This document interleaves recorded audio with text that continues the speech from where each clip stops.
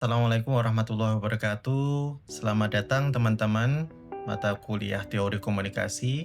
Di sini kita sudah ada di pertemuan kedua ya, dan kita akan melanjutkan berdasarkan materi yang sudah kita jelaskan, kita paparkan rencananya dari kontrak perkuliahan pertemuan sebelumnya. Untuk itu, kita mulai dari pekan kedua ini, kita akan belajar terkait konsep dasar teori komunikasi. Nah, kenapa ini penting dan perlu untuk kita pelajari terlebih dahulu sebelum kita ke teori-teori yang akan kita kupas tuntas selanjutnya? Karena di sini kita harus mengetahui filosofi, kemudian bagaimana teori itu ada dan fungsinya untuk apa. Dan itu semua penting untuk kita ketahui supaya teman-teman nanti ketika dapat teori, tahu nih teori ini itu isinya apa dan digunakan untuk apa. Gampangnya seperti itu. Nah, untuk itu tanpa berlama-lama ya kita akan lanjutkan slide-nya terlebih dahulu. Nah, pertama kita akan melihat bagaimana komunikasi sebagai program studi kita itu bekerja. Di mana komunikasi merupakan hal yang esensial dalam kehidupan manusia, kita sebut sebagai fenomena laten, teman-teman. Artinya fenomena itu komunikasi pada dasarnya ada di setiap tempat ketika kita hidup gitu ya. Di dalam lingkungan sosial, di dalam lingkungan yang virtual, dan lain sebagainya, kita tidak bisa lepas dari namanya komunikasi. Makanya di situ dijelaskan bagaimana manusia itu tidak dapat tidak berkomunikasi. You cannot not communicate dalam keseharian kita. Dan pada dasarnya ketika berkomunikasi itu seringkali manusia, masyarakat itu tidak sadar bahwa dalam komunikasi itu terdapat hal-hal yang lebih esensial di dalamnya.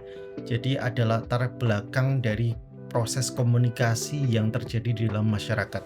Dan itu kita sebagai program studi ilmu komunikasi dan kita belajar komunikasi, tentunya kita perlu untuk mendalami hal-hal yang esensial seperti ini. Misalnya dalam berbagai sektor kehidupan ada bidang kesehatan ya, di situ bisa kita lihat di sekitar kita fenomena kesehatan yang cukup penting untuk kita ketahui. Ternyata dalam konteks-konteks kesehatan seperti itu, manajemen komunikasi juga dibutuhkan, teman-teman. Misalnya dari dokter ketika dia berinteraksi dengan pasien. Nah, kenapa ini penting? Karena beberapa konteks kedokteran yang saya pernah lihat dan observasi memang perlu untuk menggunakan komunikasi-komunikasi yang baik dan persuasif supaya pasien atau masyarakat yang diajak berkomunikasi itu mereka punya sugesti yang baik untuk bisa lekas sembuh. Nah, berbeda ceritanya ketika misalnya dokternya menggunakan komunikasi yang tidak baik dan itu bisa berimplikasi pada kesehatan pasien ke depannya. Sehingga manajemen komunikasi di bidang kesehatan pun itu penting untuk diketahui dan dipertimbangkan. Nah, selanjutnya ada di bidang pemerintahan. Misalnya komunikasi yang jelas dan tegas ini yang lebih diprioritaskan dibandingkan dari bidang kesehatan di mana persuasif itu yang dikedepankan. Sedangkan di pemerintahan, bagaimana kebijakan-kebijakan itu diterapkan itu harus dijelaskan secara tegas dan jelas. Tidak ada kata-kata yang bersifat ambigu, konotatif, sehingga masyarakat yang menjadi objek dari kebijakan itu tidak merasa dimanipulasi oleh pemerintahnya. Sehingga dalam bidang pemerintah, komunikasi harus jelas.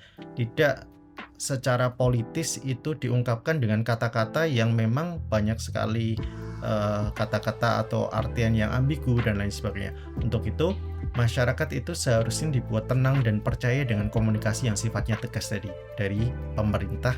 Misalnya saat dilanda krisis, saat dilanda misalnya ada kebutuhan ekonomi ataupun kebutuhan sosial, supaya masyarakat yang ada di dalam naungan regulasi atau kebijakan itu bisa lebih percaya pada pemerintahnya. Oke, kita lanjutkan komunikasi dan teori. Jadi apa sih hubungannya antara fenomena-fenomena komunikasi itu dan teori? Tentunya teori ini menjadi hal yang penting dan wajib dipelajari oleh kita dari pelajar ilmu komunikasi, baik dari dosen maupun dari mahasiswa. Karena melalui teori itu kita dapat memperoleh kemampuan berpikir kritis. Nah, ini disebutkan dalam bukunya Weiss and Turner tahun 2010, di mana kemampuan berpikir kritis ini itu bisa diasah dan ditingkatkan, dikembangkan ketika kita tahu nih bagaimana teori itu melandasi fenomena komunikasi yang terjadi. Jadi dengan teori itu kita bisa gunakan teori tersebut sebagai modal untuk menjadi kemampuan berpikir kritis dalam menyikapi sebuah fenomena. Nah, selanjutnya ada kemampuan berpikir kritis tentu menjadi kemampuan yang dapat membantu kita dalam kehidupan sehari-hari. Misalnya dalam membangun hubungan dengan sesama, kemudian mengantisipasi risiko, menyelesaikan konflik, dan lain sebagainya.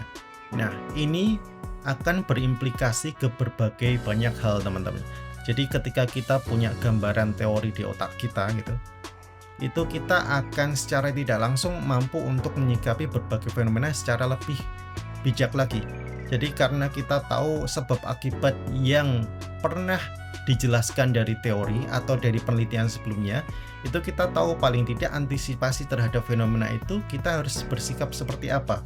Jadi kita mampu untuk memilah gitu ya, perbuatan atau perilaku yang baik ataupun yang dipandang tidak baik, sehingga perilaku atau aktivitas kita itu bisa meminimalisir konflik, bisa untuk menyelesaikan permasalahan yang terjadi dalam masyarakat, kemudian membangun hubungan menjadi lebih harmonis lagi, dan lain sebagainya. Nah, itu semua itu dimulai dari bagaimana kita punya kemampuan berpikir kritis yang dihasilkan melalui teori sebagai modal dalam bersikap kita. Oke, kita lanjutkan. Nah, sehingga definisi teori itu akan bisa dijelaskan melalui beberapa penjelasan berikut. Nah, ini ada beberapa tokoh yang nanti kita simpulkan secara umum bagaimana teori itu dijelaskan. Dari Ernest Borman, teori merupakan istilah umum yang digunakan untuk menganalisis fenomena komunikasi dengan cermat, sistematis, dan sadar. Sedangkan dari Jude Burgon, teori merupakan kumpulan asumsi sistematis tentang cara beroperasi sesuatu. Kemudian bisa kita simpulkan dari kedua istilah tadi, walaupun penjelasan dari istilah teori itu banyak sekali ya teman-teman, tapi kita ambil dari kedua tokoh ini yang kemudian kita simpulkan secara umum bagaimana teori dijelaskan sebagai abstraksi realitas. Jadi abstraksi itu merupakan gambaran realitas. Jadi realitas itu digambarkan melalui teori. Karena itu dihasilkan dari penelitian sebelumnya yang berbasis fenomena yang empiris atau fenomena yang terjadi secara nyata gitu. Sehingga itu akan menghasilkan sekumpulan asumsi sistematis tentang bagaimana sesuatu hal bekerja. Jadi ketika kita menganalisis sebuah fenomena, ternyata fenomena itu beberapa teori sudah menjelaskan, dan teori yang sudah menjelaskan itu tentunya dihasilkan dari fenomena-fenomena yang ada sebelumnya. Sehingga paling tidak dari teori yang muncul itu kita bisa menganalisis fenomena yang baru, fenomena komunikasi yang baru, dan kita bisa mengumpulkan asumsi-asumsi sistematis bagaimana cara beroperasi fenomena komunikasi tersebut. Nah, paling tidak teori itu bisa dijelaskan sebagai bentuk abstraksi realitas. Jadi ketika teorinya cocok gitu, atau teorinya benar gitu ya, atau spesifik mengkaji beberapa fenomena komunikasi yang ada, maka akan semakin bagus pula abstraksi realitasnya. Jadi kita tadi bahas mengenai bagaimana kita cara bersikap kita terhadap fenomena. Ketika fenomenanya itu bisa dijelaskan melalui abstraksi teori, maka perilaku yang perlu kita lakukan pada saat itu akan lebih sesuai lagi.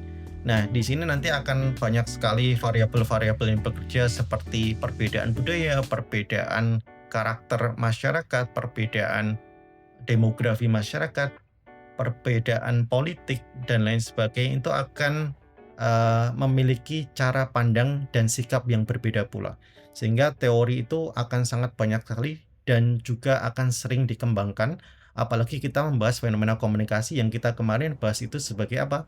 Bentuk spiral ke atas. Jadi yang awalnya berawal dari satu titik gitu ya, satu titik, kemudian lambat laun dia akan menyebar ke atas menjadi lebih besar lagi ya, menjadi lebih luas lagi sehingga teori yang dimunculkan akan semakin banyak. Karena fenomena komunikasi akan selalu berkembang di sekitar kita.